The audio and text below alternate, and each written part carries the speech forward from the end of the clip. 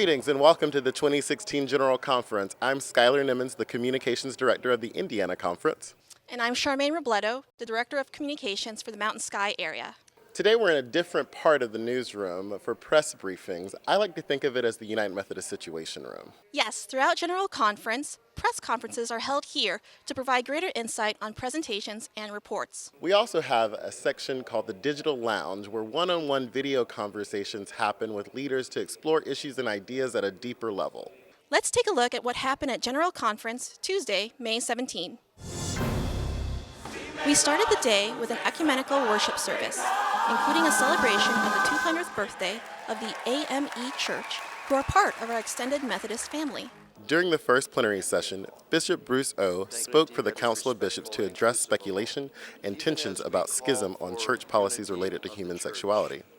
I stand before you today on behalf of my Episcopal colleagues to tell you I have a broken heart and that collectively we have a broken heart. We are therefore not advancing or advocating any plan of separation or reorganization of the denomination. You do not create unity through structure. Fundamentally, you create it through relationships, which is why there has to be the space to build the relationships or rebuild the relationships.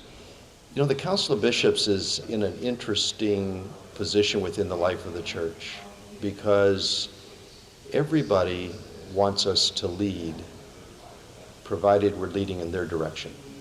You have the right to call a special general conference to focus on this particular issue of how do we reorder our life so that we have a chance to move forward. Whatever that looks like, we need you. The Reverend Adam Hamilton was one of various delegates who pressed harder for the bishops to provide leadership on the issue. There was also an afternoon protest in which people sang, "Blessed be the tie that binds." Most of the voting today was focused on legislation that could have financial implications for the next 4 years. You can even track legislation yourself at umcgc.org/legislation. For the first time in our history, the Daily Christian Advocate is now available in 4 languages. The DCA is the printed document by our publishing house, which holds the agenda for the current day and a verbatim journal of the previous day's activities. Not everything happens in the convention center. For the past few days, United Methodists have been making an impact in and around Portland through acts of service. Today, volunteers worked at the Portland Food Bank and will be featured in a September episode of the Learning Channel's Little People, Big World. Thanks for watching, and we hope to see you Wednesday. Be sure to tune in tomorrow evening for a presentation on the live stream on the Sand Creek Massacre and Acts of Repentance. And remember to follow all things General Conference 2016 on our website at umcgc.org and follow along on the conversation online with our official hashtag UMCGC. Now, how about that exclusive interview? No.